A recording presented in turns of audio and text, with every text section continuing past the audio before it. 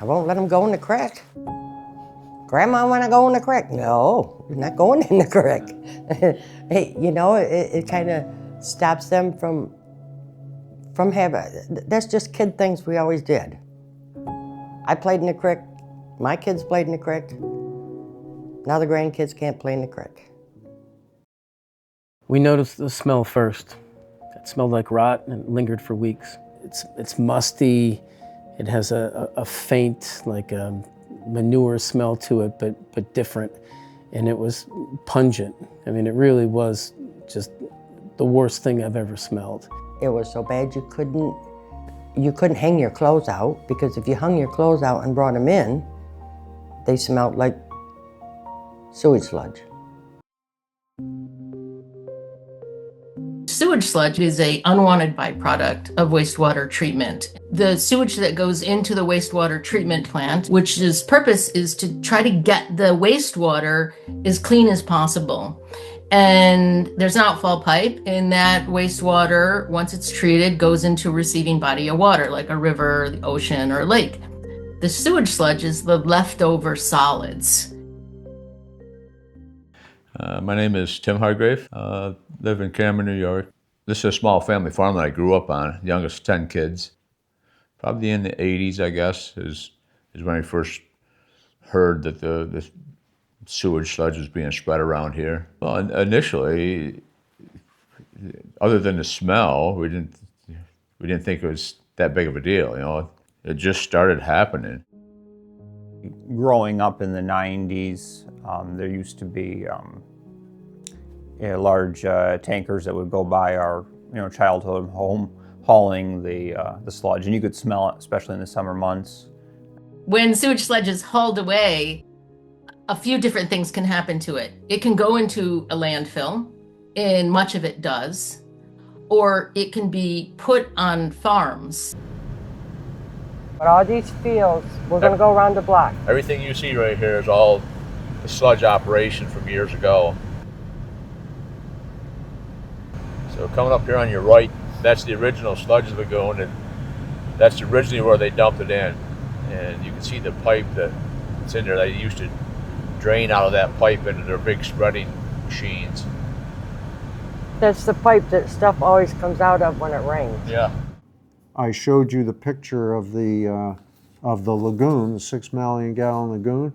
We hired a plane that was taken 800 feet above that lagoon, and the pilot told me, he said, "I've got to get out of here, I'm going to throw up my own plane."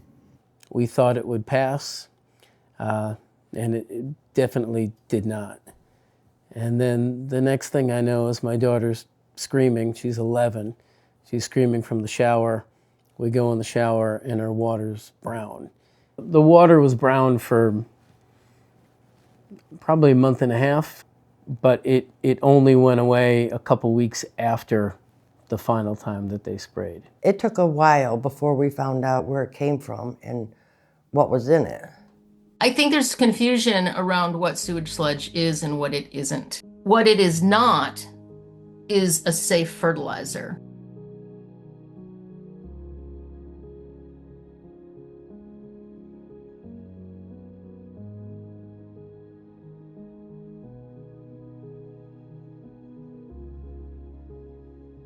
What it is an industrial toxic waste.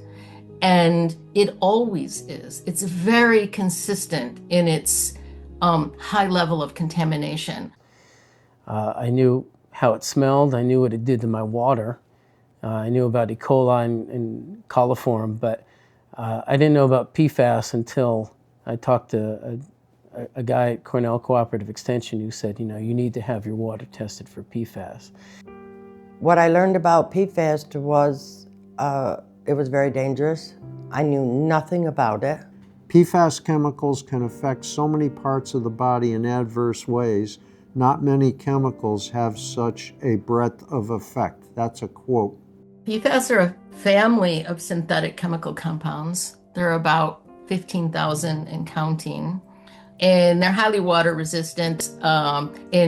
They've been incorporated into the metal finishing business, textiles, the carpet business.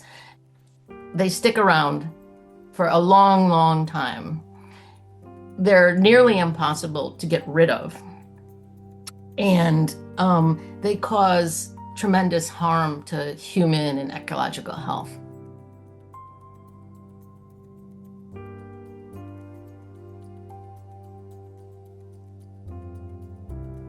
And everyone has stories in the area of someone who died of cancer, late 40s, early 50s, and everyone always suspects it could be linked to, isn't proven, but so everyone knows someone like that. So I think about this sometimes when my kids are taking a shower. When my daughter's singing Taylor Swift, I think, what is she ingesting right now? And is it going to cause kidney failure? Is she going to get thyroid cancer? Is she not going to be able to have children later in life because of these issues?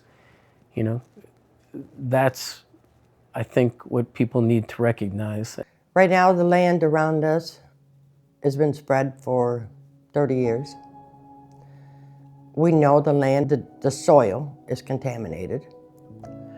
And right now, all the hay that's grown on these fields where the PFAS has been spread for many years is harvested and taken to a big, huge farm, dairy farm,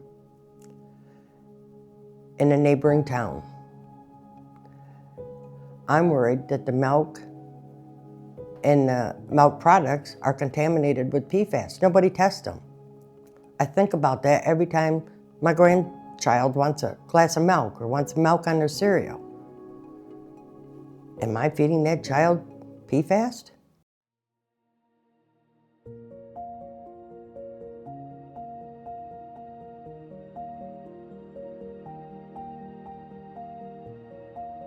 once Casella came in, it was, they wanted the town board to do something. Those wastewater treatment plants in particular are contracting the sludge management, processing, hauling to companies. And those companies are private equity companies such as Goldman Sachs. There's really just a handful of corporations who are in this business of processing sewage sludge and hauling it and bringing it to farms across the nation. There's really just a handful of them, and this is a multi-billion-dollar business. The Casella Corporation, once they come in and they really started trying to convince us it was a good thing, the more they try to convince us, it's obvious that they weren't looking out for our best interests at all. They came in thinking they were going to just snowball over top of us. We were just a bunch of, local hicks that didn't know much. And they didn't realize how well informed we were and how organized we could become if they fought us. I formed the group, the Cameron Committee for a Safe Environment. We began researching through DEC. We became involved in the town, asking questions and demanding answers.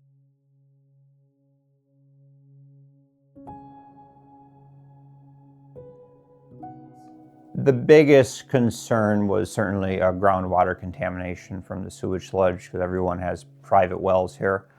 So that was the main concern. There was the lack of DEC oversight was a huge concern, because there are stipulations on how close they can spread to private wells, but there's been documented instances of spreading right over wells, so that was an issue.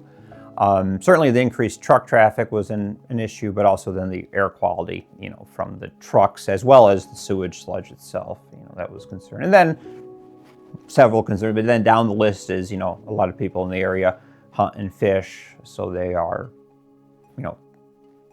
fishing in waters that fish are contaminated with the PFAS, and then certainly the wildlife can be, contaminated as well, so that was concerned. I got in contact with DEC. They said that they would look into it. Then they told me there was nothing they could do. Then they told me that it was from an out-of-state contract, and that out-of-state contracts were very difficult to try to regulate. And then essentially the Albany County Health Department started reaching out to some folks around the fields, and they found that 9 households were, the water was contaminated. I grew up on a dairy farm. At the highest point, we milked about 270 Holsteins.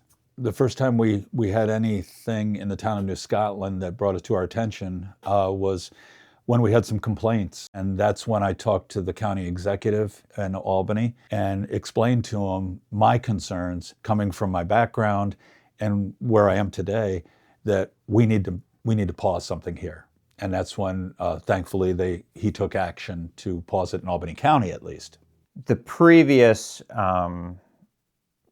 we'll say the land spreading family, so they had a land spreading permit through DEC. Their plan was to transfer that permit to Casella Organics. So we stepped in, passed a moratorium. It was a solid waste management, practice. It dealt with any of the permitted waste disposal activities that DEC oversees, and it also included the transfer permits. So that stopped them. It was a 1-year moratorium. In May of 2025, we moved forward and we passed a local law that prohibits the construction of any composting facility. I think New York State and counties and towns in New York are helping lead the way. They're looking at land application of sewage sludge and just seeing how wrong it is. And this doesn't have to be a complicated, costly problem. We can do that. We get serious about volume reduction. We focus on the largest wastewater treatment plants, and we help the small ones out as much as we can with expertise, with funding. And I think what states like New York will find is not only can they tackle this problem, but they can save money. If they take the money out of the pockets of big business and put it back into the control of the taxpayer and the lawmakers who really care about this issue and about New York public's health.